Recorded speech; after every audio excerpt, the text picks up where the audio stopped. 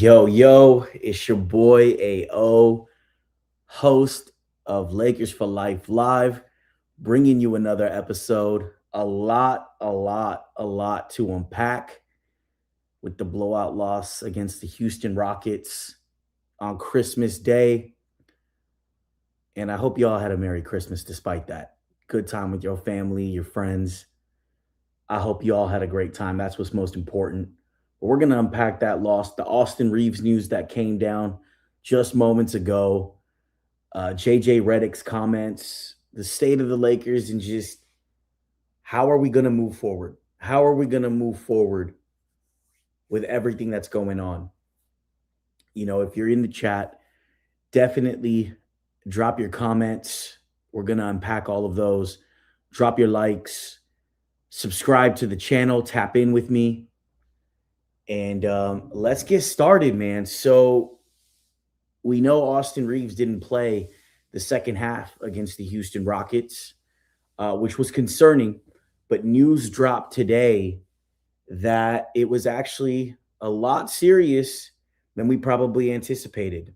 I can't pronounce what actual muscle he strained in his calf, but essentially it's your most dominant muscle in your calf. It's comprised of several muscles, and he injured or strained the most predominant one, which doesn't allow you to bend your knee, doesn't allow you to walk, run. It's not good. And we know calf strains have been like a pandemic in the NBA. And the fact that Austin Reaves has a calf strain and he's set to be reevaluated in 4 weeks, this is a lot more serious than we originally anticipated. And to be honest, he deserves all the time he needs to make sure that that's right. It's a contract year for him. These kinds of injuries have led to Achilles injuries. There's some type of correlation. I don't know the exact science behind it, but we don't want that to happen. So he's set to be reevaluated in 4 weeks, which essentially takes out most of January, parts of February. And before we even get into the basketball, the Lakers talk, I just feel really bad for Austin Reaves. That's been my guy. He's the jersey that I rock personally as a Laker fan. And he's been my favorite player on the Lakers, despite who we've brought, right? I just like his brand of basketball, how he plays, how he approaches the game. And he's been having a hell of a season. We've seen his rise year after year. Every year where people say, Austin can't do any better, he just takes it up another level.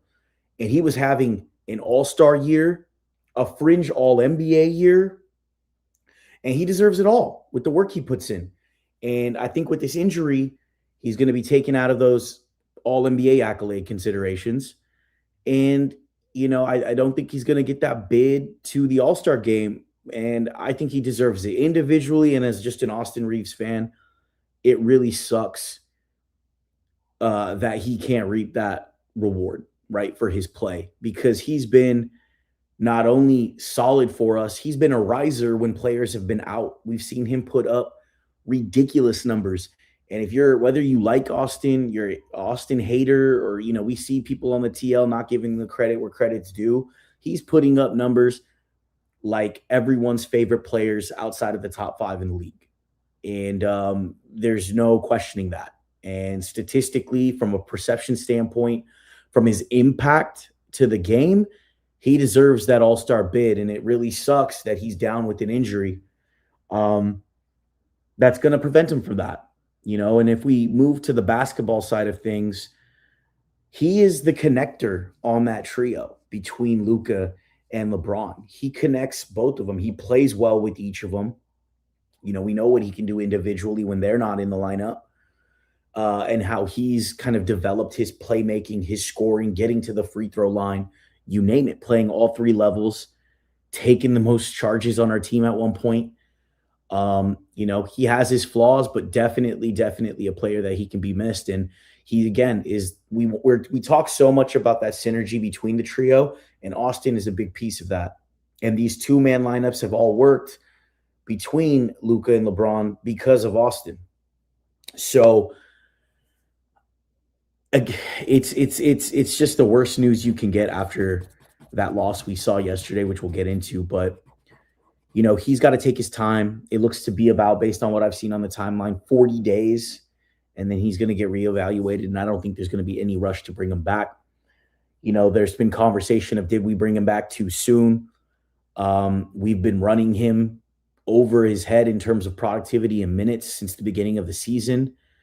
And these types of things could be a result of being burnt out and putting that much stress on one player, right? And we'll unpack that as well too on the direction forward, and if this is an eye opener for the front office. But regardless, he's out.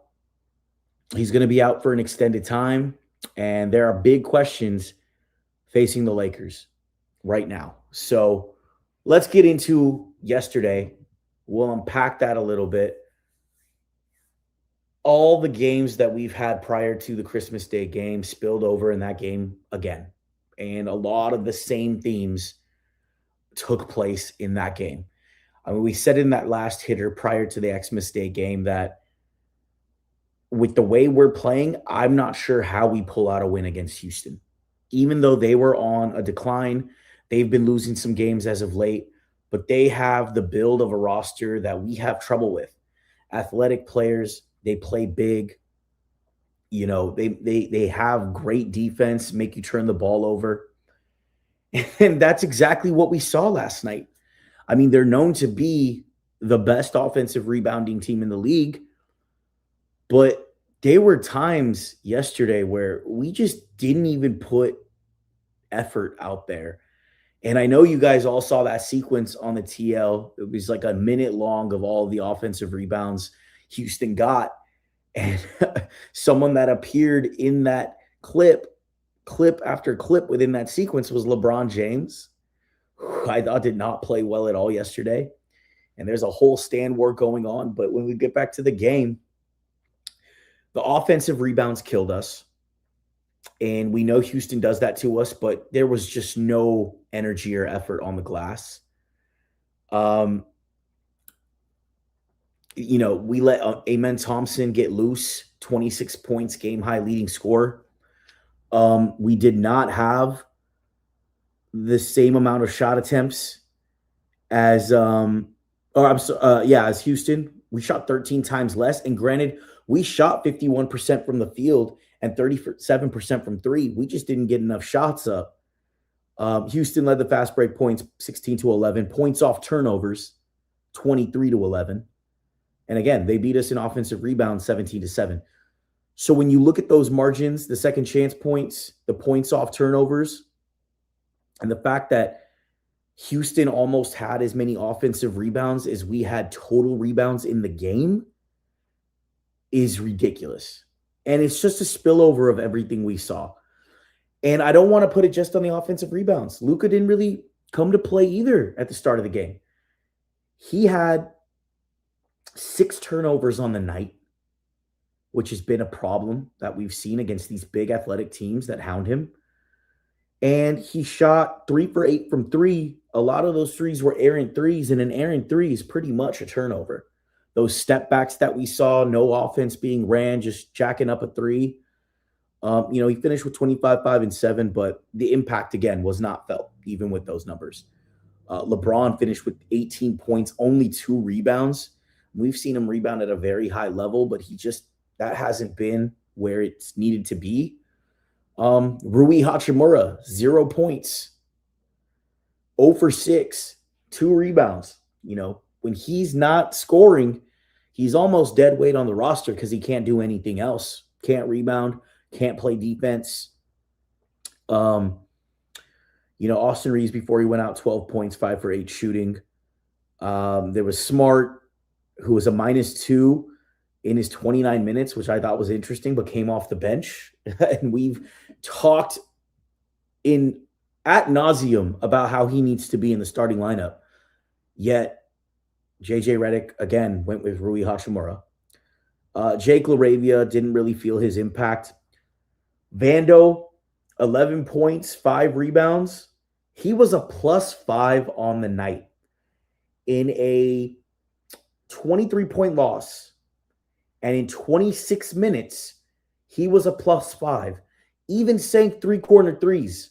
He's been making the threes as of late. I don't know if it can scale, but it's nice to see him now hitting the corner 3 shot. We've kind of said if he can ever get even close to a PJ Tucker type mold on the offensive end, he will have real utility.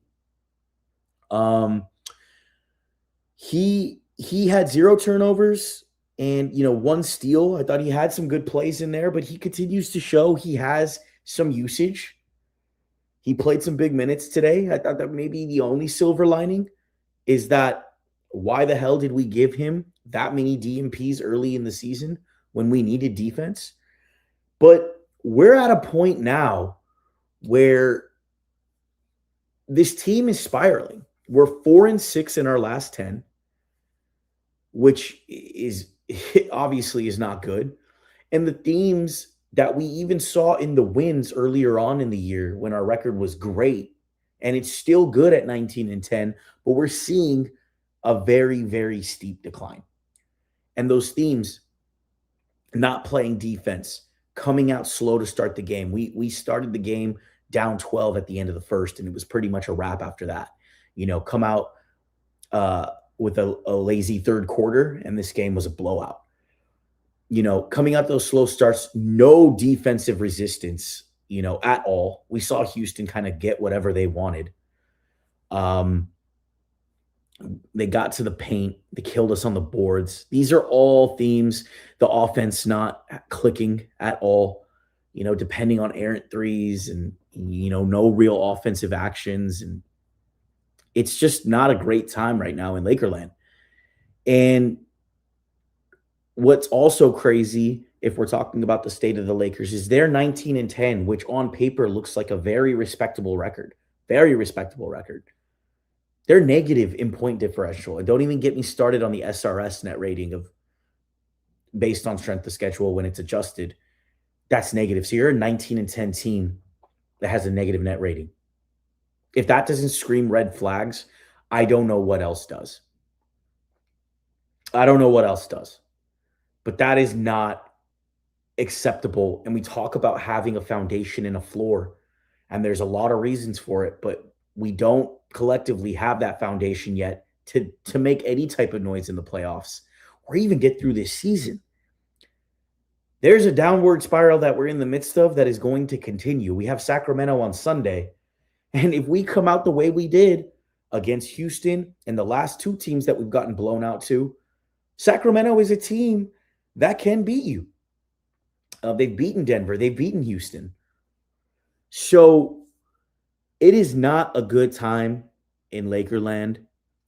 And with the injury to Austin Reaves, you continue to ask the question of what now?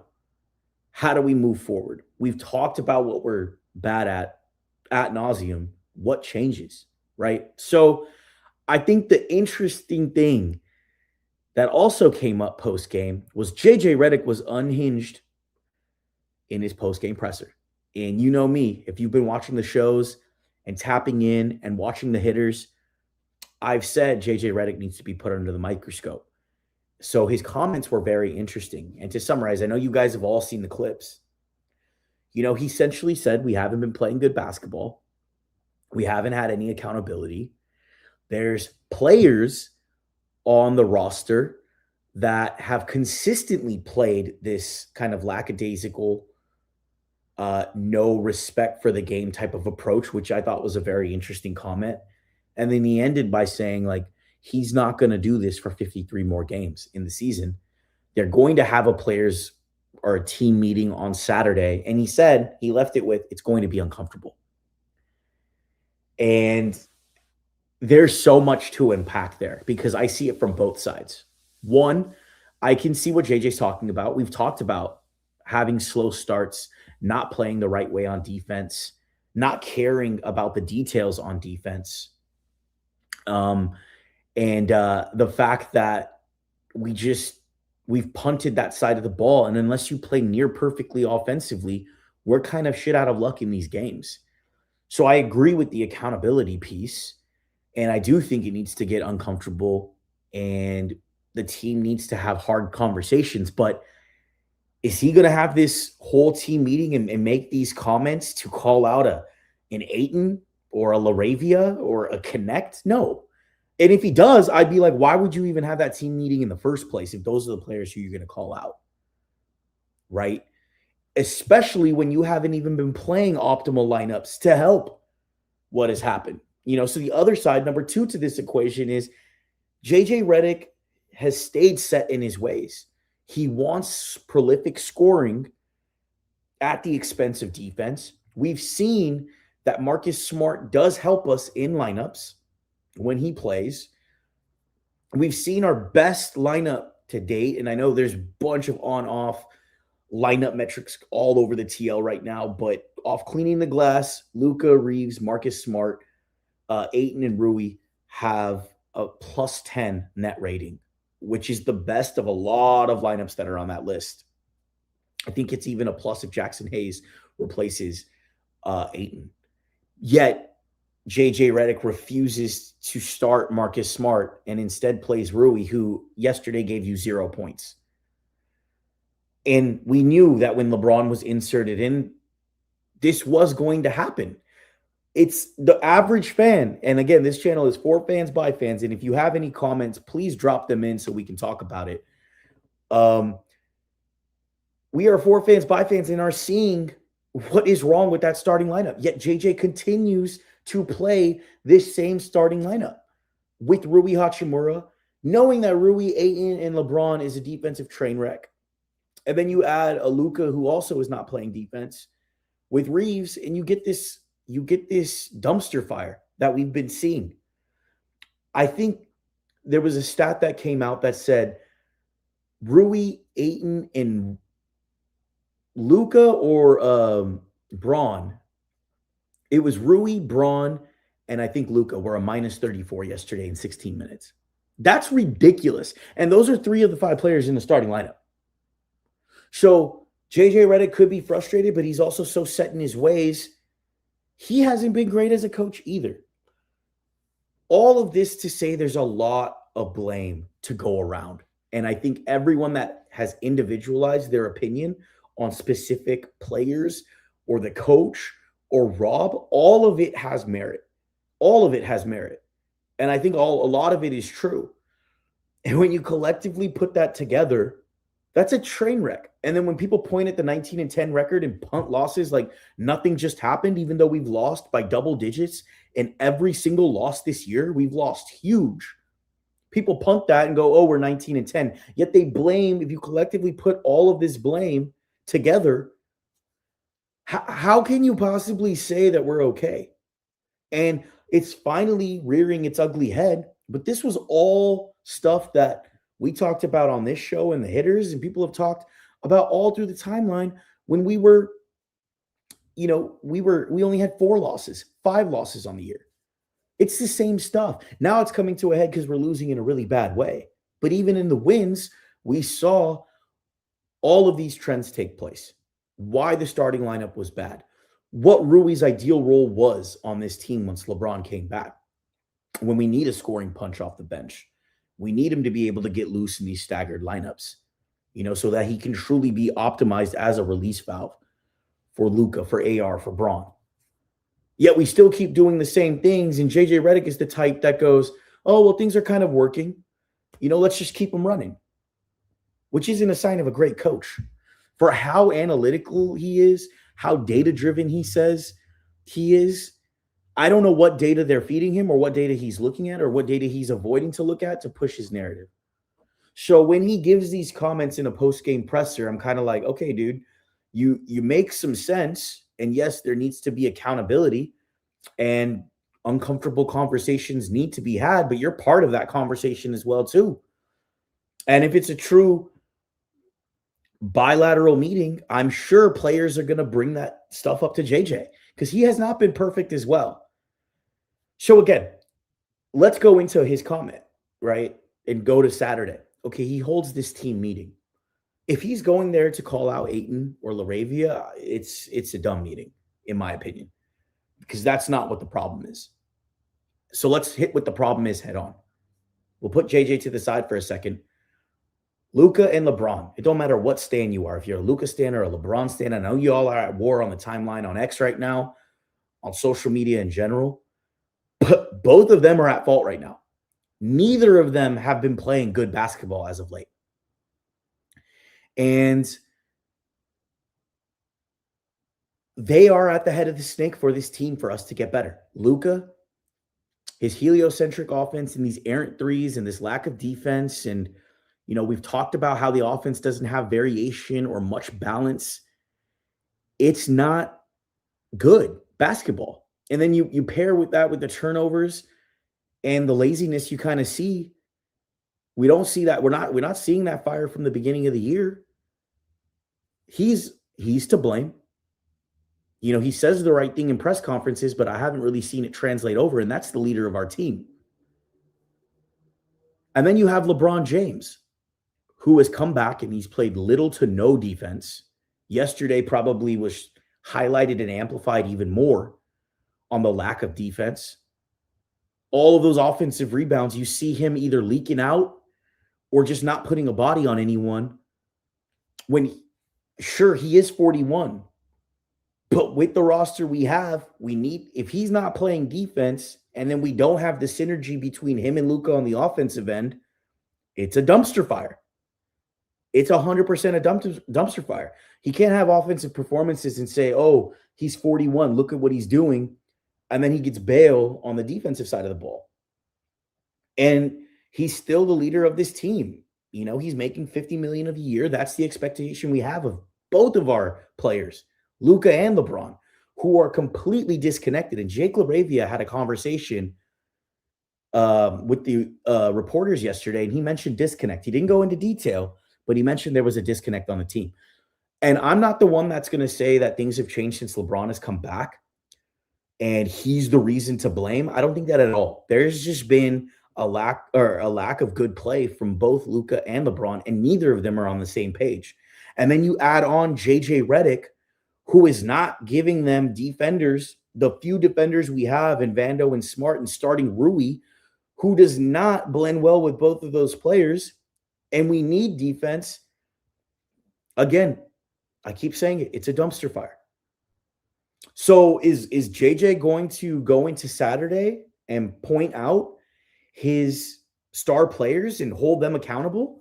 Because at the end of the day, they're the ones that are going to set the tone for the team. We know Ayton, who I think has been playing above what people had thought. They thought he was going to be a train wreck on our team too. And he's been playing above all of that, all of the flaws. He's doing what he needs to do. He's been our most efficient player. He's not going to be a guy that dictates how the defensive tone is going to be for the night, but he's a riser.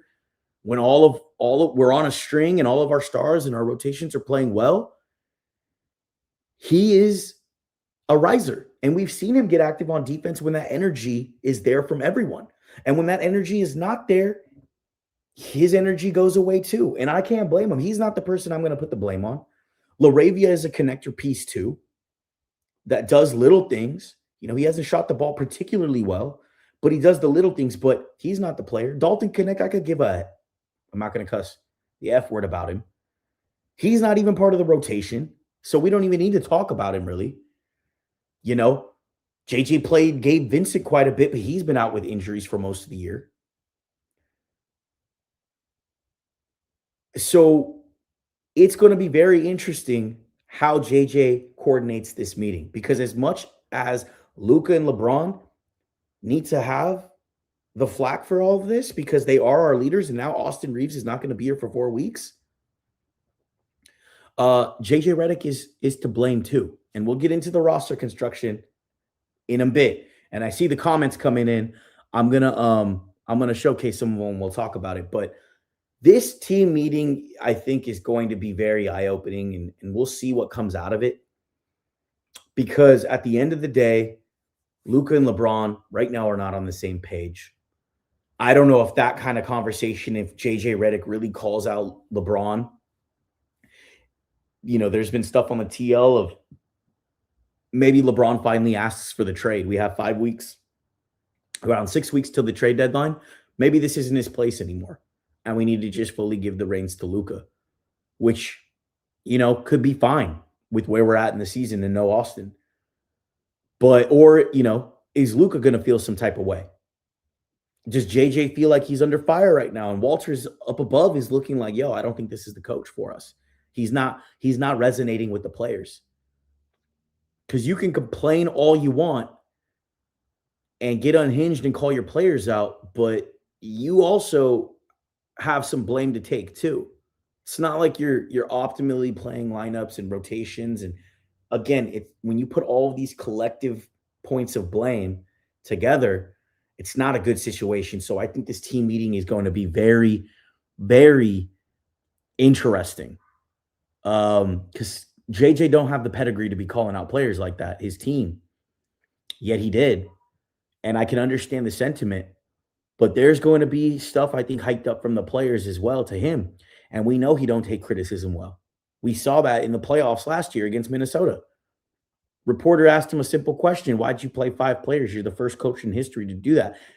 Did your coaches advise that? And he just had a tantrum and hissy fit and didn't really answer the question. Let's get into some comments real quick. Sanchez, what up, man? Thanks for tapping in. Lakers honestly need to tank and hope a contender takes LeBron for a late first-round pick or a young player in expiring contract. I don't think we're there yet on the tanking. I'll get into that segment in just a second. LeBron has a no-trade clause, and, the question has always been what team is willing to give $50 million worth of salary, to acquire him. So, a first-round pick and a young player expiring contracts would be great, even though LeBron's expiring. What team is going to give it? Is the Warriors, right? They got the whole Kuminga situation. Is it Dallas? A reunion with AD and Kyrie? Is it Cleveland? They haven't been playing as of great. You get a Jared, Allen back, DeAndre Hunter. But those teams have to part with quite a bit of salary to take LeBron. And I think it brings the question of, we know LeBron historically with his age hasn't played defense until February, March. And that could be what JJ Redick is frustrated with when he says, I don't want 53 more games of this.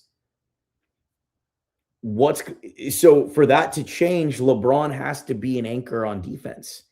And he has to give more than what he's been giving if we want to save this season, right?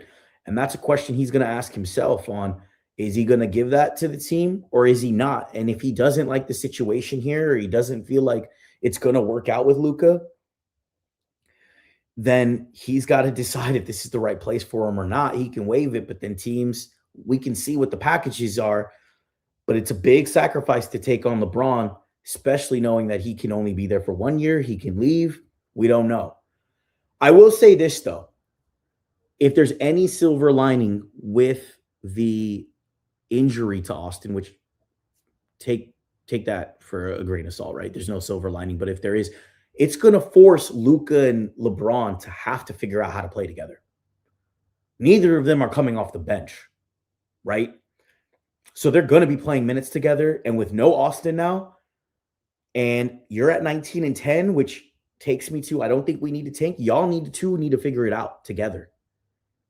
JJ even aside, y'all need to have a heart-to-heart and figure things out, because I find it interesting that Luka has great chemistry with AR and talks about it publicly on how that chemistry is, but I haven't heard much between Luka and LeBron and how their dynamic is. And sure, it could be behind closed doors. They may not have anything to the public, but when you get onto the court, you don't see a lot of chemistry there. So I'm not there in the tank, and we'll get into why. But, hey, I'm sure rumors are going to be started up on, hey, is this the right situation for LeBron? Rich Paul already said this isn't a contender. I don't think he helped the cause, but, that might pop up. Get to your second. There's truly no trade Lakers can make this season that can help them become contenders. Fair with how we're playing right now, but if you go with some optimism on after that Saturday team meeting, LeBron and Luka are forced to have to figure this out with no AR for 4 weeks, maybe this can change. And I'll get into your points on the kind of go forward in the trades in just a bit. But I appreciate you commenting, man. Tap in with me. If you're not subscribed, please do. And stay on my lives, man. These are great comments. A lot of comments from sometimes. I'm scrolling through. I appreciate you tapping in and interacting on the show, man. These comments and conversations is what makes these shows go. So appreciate it. Subscribe if you haven't. Hit the show with the like and keep tapping in with me. LeBron is a distraction. Why is his agent talking about the team, which we just went over? JJ Redick is the Duke guy. He wants the Duke effort. And then we get into JJ is cooked. Appreciate the like and subscribe, y'all, man. Appreciate that. Is Luka coachable? Head coaching job, loudest in the room, not always the one in control. Brian Windhorst mentioned today that JJ used to get fumed at ESPN studios after filming. What happens to LeBron if LeBron leaves? So we'll get into some of your thoughts. I'll kind of point it at this one is an interesting one. JJ is cooked. JJ has been a polarizing coach, man. And to your Windhorst thing of how he would fume at ESPN studios after they filmed, him calling out Doc Rivers for the same thing that's going on now, that he's calling out his players and holding them accountable. But he was criticizing Doc Rivers when he was the media, right, of calling out his players. And JJ is a player himself. So it's a very interesting dynamic. He doesn't have a pedigree. He was a podcaster, decent player, but didn't have cachet. And now he's about to have a team meeting to call out who? Luka, LeBron, maybe Rui. And we know why Rui's not playing well. I don't even think he's worth calling out. We know he hasn't played defense for as long as he's been here. So to your thing is JJ Cook, man, he might be, because he's visibly now to the media calling out his players and visibly showing his frustrations when we can call out a lot of things about him. But I don't think he's big on criticism or feedback back. He's not the type of leader that likes people managing up, right? In the corporate world, if you're in the corporate world, I have a corporate day job. There's managing down as a leader, which I am. But then you allow your team to manage up too. And that's how you get to alignment. He doesn't seem like that type of coach. And he's not no Pat Riley. He doesn't have that pedigree. He's learning as well too. The guy sees the net ratings and still hasn't started Marcus Smart with this unit while we've had it. Our players are burnt out, like Austin Reaves. You can even argue that the minutes that Luka and Austin Reaves have played have been a top in the league. Maybe they burnt out. And everything JJ has said in the pressers hasn't resonated on the floor. So is the team not buying in? His message doesn't seem to be resonating. He had that pep talk a week or so ago with LeBron and Luka. Have you seen any difference? And like you said, a lot of people have said JJ is condescending as well. And I think that's that arrogance. He has a level of arrogance to him. And I think that's going to be very interesting, because my thoughts were, when all of this was happening, he wasn't really making any changes. He kept doing the same thing, the DNPs with Vando. And I think Vando's been playing well for what he is and who he is as a player. Not making changes, it just was giving flashbacks to the Minnesota game where he just kind of went into a shell, played his top five, which no coach has done in history, and thought that was the right move and stood on business with that. And if anyone criticized it, he got pissy. So that level of arrogance, I don't think bodes well. And so my point was, if we were to, fume out this year and have another first round exit, or, we spiral at the end of the season, I think it's his job. I don't care about his extension. I don't think Walters cares about his extension. I think Jeannie gave JJ Redick his extension as a parting gift. Hey, man, I don't know what your future is going to be like, but here go a 5-year deal so that you're good. And, if you get fired, you're still making money. Because quite honestly, unless he goes to a bottom of the barrel team, I don't think JJ is going to get another job for a minute. But this is a big test. You can always front run in the wins. It's how you respond to adversity. And he's finally getting it now. And we're going to see what this team is made up of. And like you said, it's hard working with people like that. I agree. No one want to be talked down to. I don't care, at a job, in sports, especially when that person has its own flaws, right? He's not a mentor to any of these players. The dude couldn't even develop a player like Connect, who's his same type of pedigree of a player. Think about that for a second.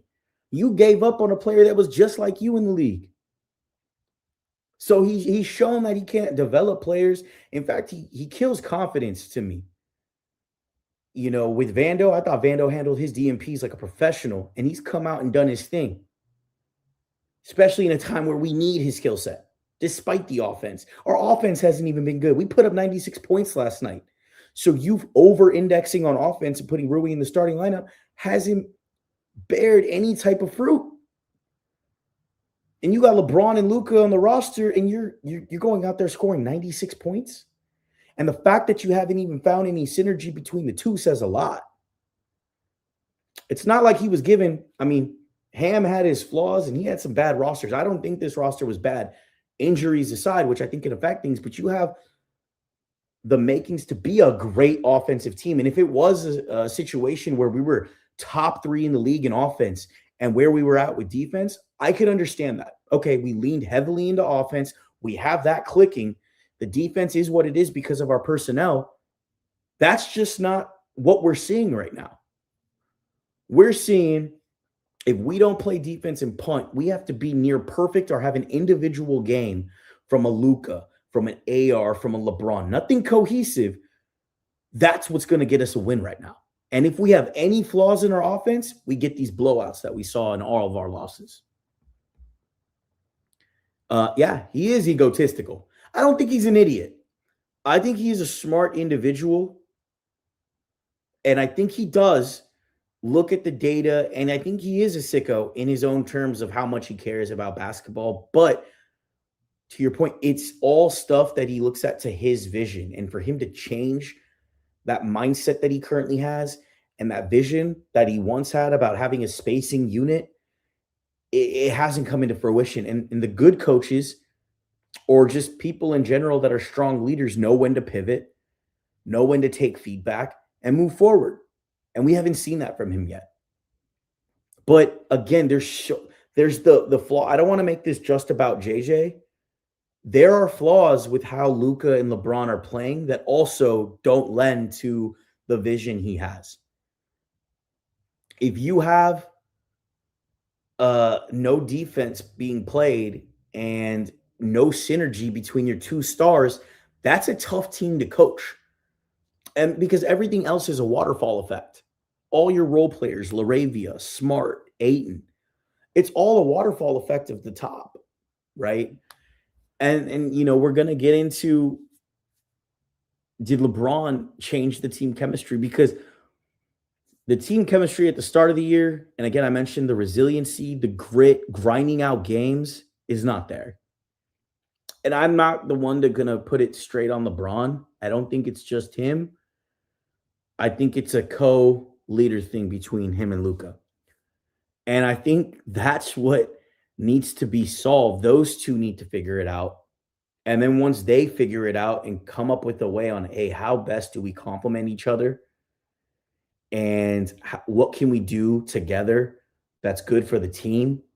What sacrifices do we need to make together that's best for the team? Hey, we both need to lock in on defense, because if we lock in on defense, Ayton, we got Smart that's going to be a dog and amplify it. We got Vando in the cut, Laravia, who's a player that needs that kind of direction and guidance. He's not over there trying to steal a spotlight. He's a connector. You know, I think it starts there between those two. And from there, once they're aligned, they can go to JJ and be like, here's how we move forward. Here's what we need to do. Here's what we need in the lineup that we're not getting. But we also need to make that sacrifice and commitment if you start to change your thoughts and vision and not be so steadfast in what you're thinking and optimize what we have accordingly. Right? I think it's those kind of series of events that need to happen for the Lakers for us to to go somewhere, right? He did not have to throw tantrums at the press conference. I agree. He's been visibly angry, and that's not a good look, especially when you have stars of their pedigree on the team. You know, you're putting a lot of business out there that probably should be behind closed doors. Are they building around Luka or what?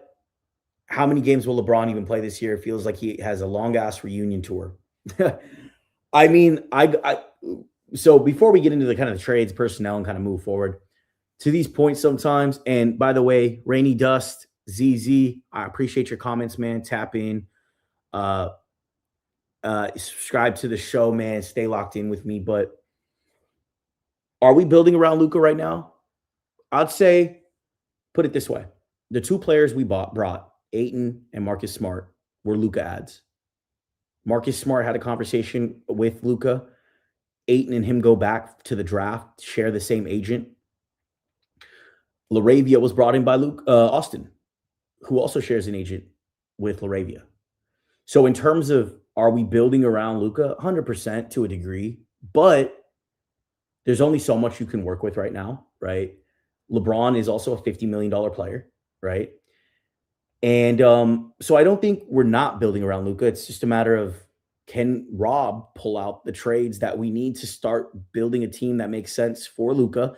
But what's interesting is to all this is Luka and Braun need the same type of players around them. They need athleticism. They need 3-and-D. They need release valves. They need players to make up their defensive deficiencies, because we've seen LeBron not play defense until February. That is one thing of his age. And we ask him to do more. What are we giving him to help, alleviate some of that burden, right? Is a player that can play both sides of the ball, maybe a couple on the roster, which we don't have any of.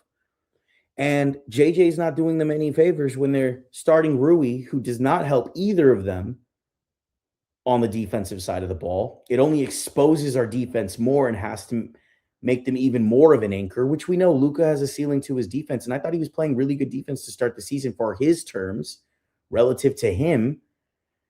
And we've seen Braun turn it up, but you also need to surround them with some type of support. And by keeping Rui in the starting lineup, not starting Smart, giving Vando DMPs when he's a disruptor, playing him in bursts, didn't help anyone. And to the reunion tour for Braun, I respect everything he's done as a player, and there's we got to just all know, like, he's 41 in the good and bad times, right?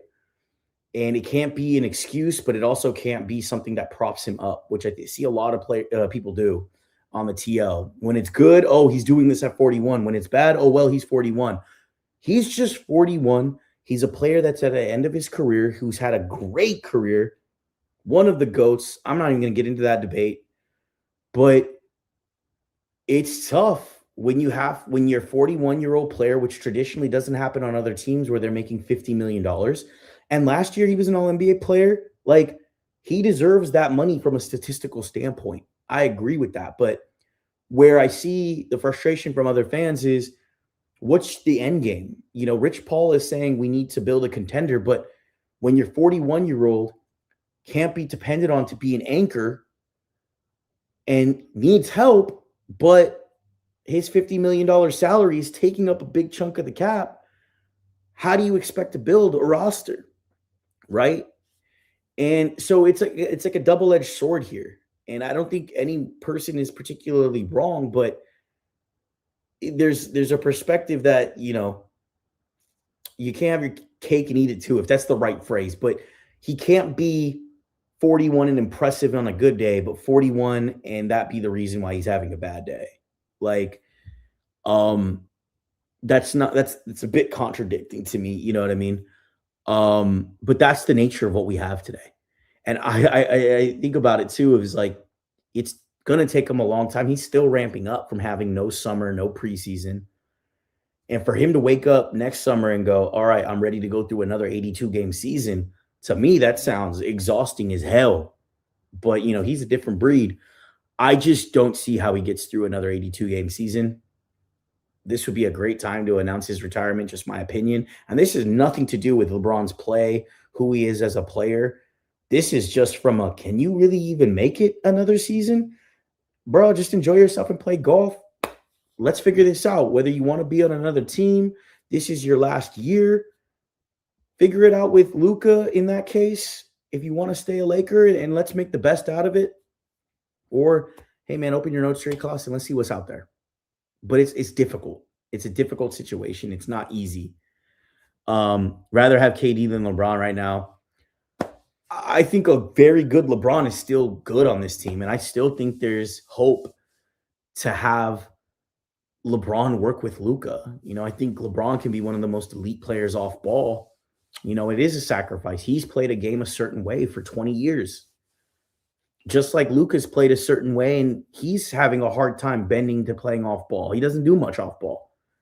So until we get that kind of sacrifice from them too, and they get on the same pages of what needs to be done on their end to sacrifice to make themselves, their synergy better, which will make the team better, we're kind of cooked in that regard. Both are alphas. Both have a certain style of play. One has pedigree for a lot longer than the other, but the other is a top 3 player in this league when he's at his best. So again, with AR out, if there's anything that's going to happen, maybe after this team meeting, is Luka and Braun are going to be forced to have to figure it out, because I do think we need both of them to salvage the season and to stay afloat until Austin comes back. So that's where I'm at with that. But to get into kind of like, where do we go from here now? With Austin now out, there is going to be a lot of pressure on Rob to make something happen. He acquired these players in the offseason, and the GM gets the credit for the flaws. He's done some dumb shit with letting Caruso go, drafting JHS, trading Dorian Finney-Smith, and him ultimately leaving and us wasting those picks because of the financial situation.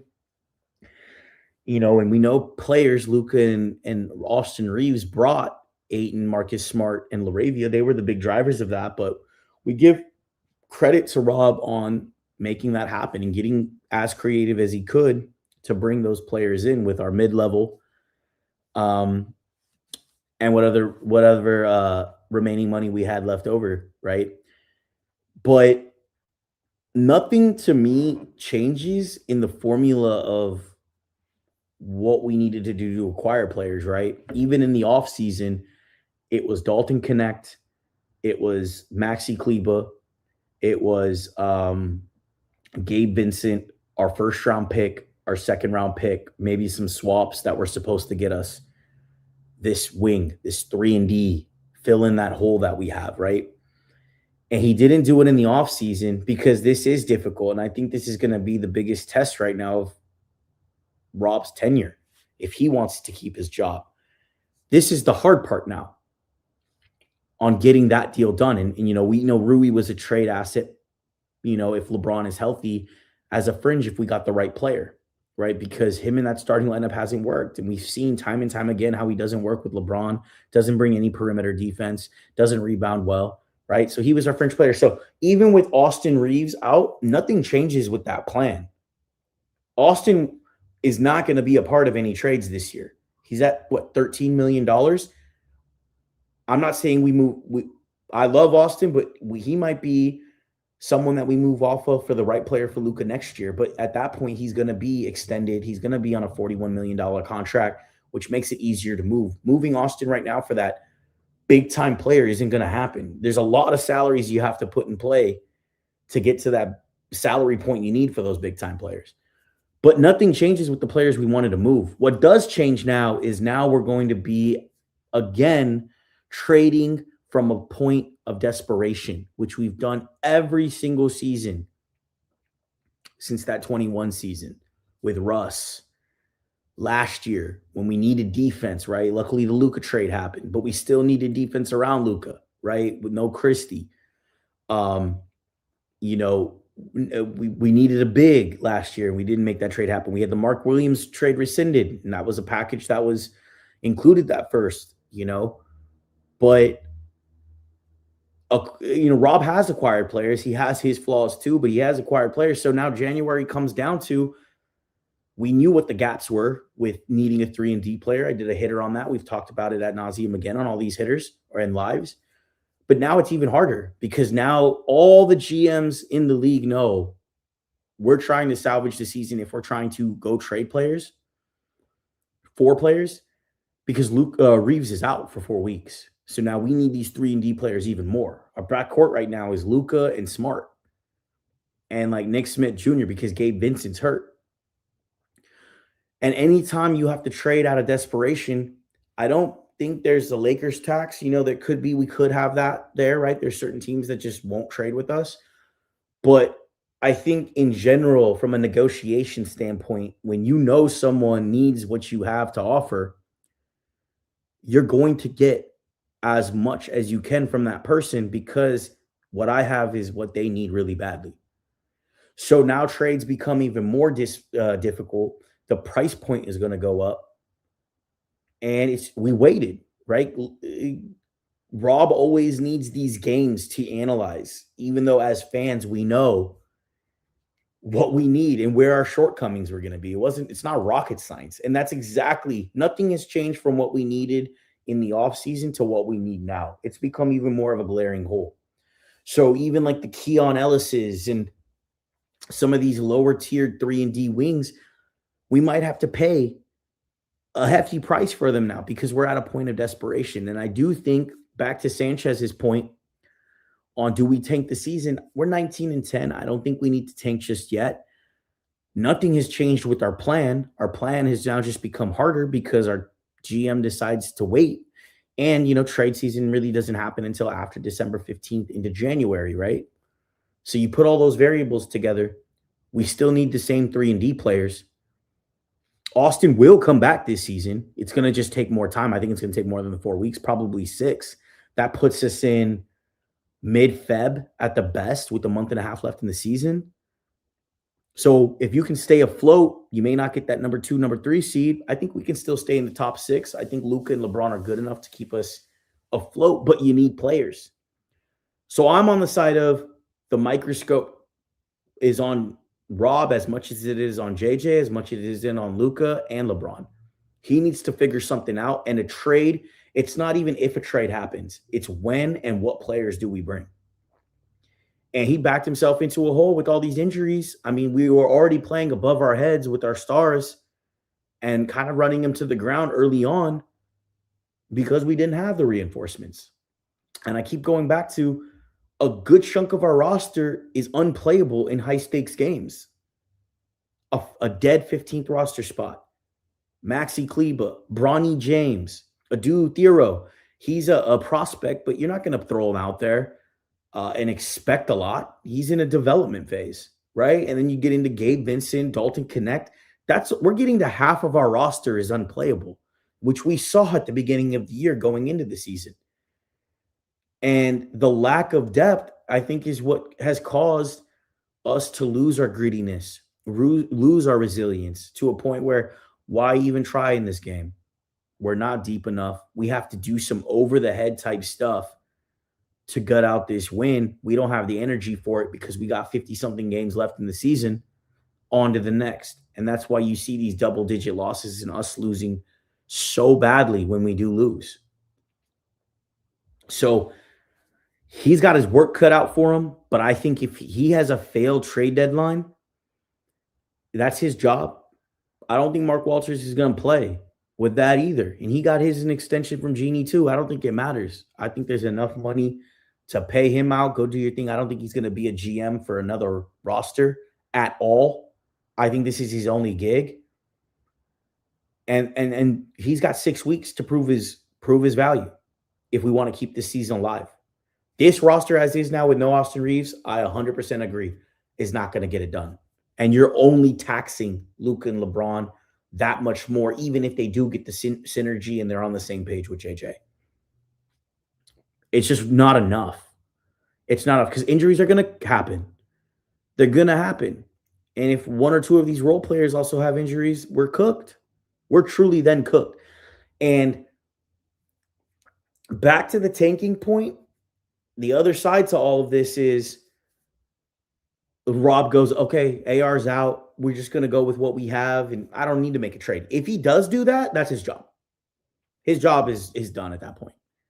So that's where I'm kind of like, I don't think we're going to use that as an excuse and tank the season because that's him just putting in his letter of resignation. Hey, I'm Gucci. I don't have anything that we're going to do. We're going to flail out. We're going to go with what we have. We're going to lose games. And it's a wrap. And we will have misused all of our expirings, our second and our first round pick that we still have to try and bring more depth that we needed at the offseason, in the offseason, regardless of the injury. And now it's going to be harder, but which is still no excuse because you were the GM that said, hey, we couldn't find anything in the offseason. We'll wait till the season and wait till the February deadline. So I don't got no sympathy for Rob. None. So I think it's become even more important that we bring in the players. We bring in a couple players. And the trade deadline is February 5th. We got Sacramento on Sunday. They've been struggling, but like I said, if we are playing the way we are playing, that is a team that can beat you because they get up and down the floor. And the schedule is that. Let me pull it up. It's pretty brutal. If I go to it, Lakers, ESPN, NBA's schedule. Let's pull it up. We got Sacramento Sunday. Then we got Detroit Tuesday. Memphis back-to-back. Then we got the Pelicans. So the Memphis back-to-back and Pelicans, I think, are winnable games, as is Sacramento. You know, if we decide to change the way we're playing after that team meeting on Saturday, you know, Detroit's going to be difficult. They're playing really good basketball in the East. Cade, they're athletic. They got bigs. You know, they're a team we struggle against time and time again that we've seen this season. But that's still potentially 4-1 in the next 5. We could skate by even with 3-2. Then you get into, again, for the rest of Jan, San Antonio, that's going to be a tough game. You know, San Antonio's been rocking OKC. They are poised. Then you got Milwaukee. I don't think Giannis is going to be back. Then it's Sacramento, ATL, Charlotte, Portland is struggling. You know, it's when you get into the back half of January where things really come into play, you know, Toronto, Denver, Clippers, Dallas. So I think you have the time to get by. So Luka and LeBron kind of figuring things out with JJ, getting back to that grit, that resilience, that, hey, every play matters on defense from our stars, and our role players will feed off of our stars. If we could get that fixed and figured out, I think we can get by the first half of January as we're trying to figure out, you know, who are those players we're going to bring in and still salvage this season, you know, by the time Austin Reaves comes back and still be in the mix of the top 6. But, man, I didn't foresee this much turmoil happening this early. I knew what the gaps were, and I knew what the holes were. We all did. All of us as fans knew what the holes were. But I thought our offense was going to be further along at this point. I didn't think we were going to have this many injuries to start the year, but I felt like our offense was going to be a lot more figured out. I felt like Luka and LeBron would be on more of the same page. They're not even in the same chapter. I don't even know if they're in the same book right now. That threw me for a surprise because I really thought, as a lot of people thought, that this offense was going to be elite. Whether it be 2 men staggered, all 3 of them. JJ had a whole summer to kind of figure out what's the best action. But we haven't seen that, which is good, which is a, you know, an Achilles heel for us because we knew we weren't going to have the defense. So our offense had to be where we were scoring 120 points on a bad night.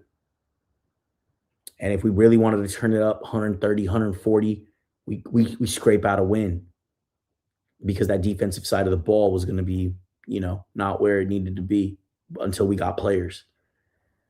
But now that we have that, we have JJ Redick visibly frustrated in the media now. I thought he would have some learning experiences from Minnesota. Doesn't seem that way. And he's got to really hash it out with his team. I don't want to punt a season. We're a year into the Luka experiment, punting a season, and then what? We have to go rebuild another team and then figure it out from there, and then have an excuse of, we built a full team from scratch. It's going to take time. It's just been excuses year after year. This is now a point of accountability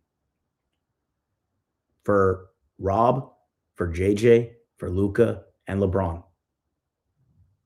And no, we're not going to win at a high volume as we thought, but you can compete.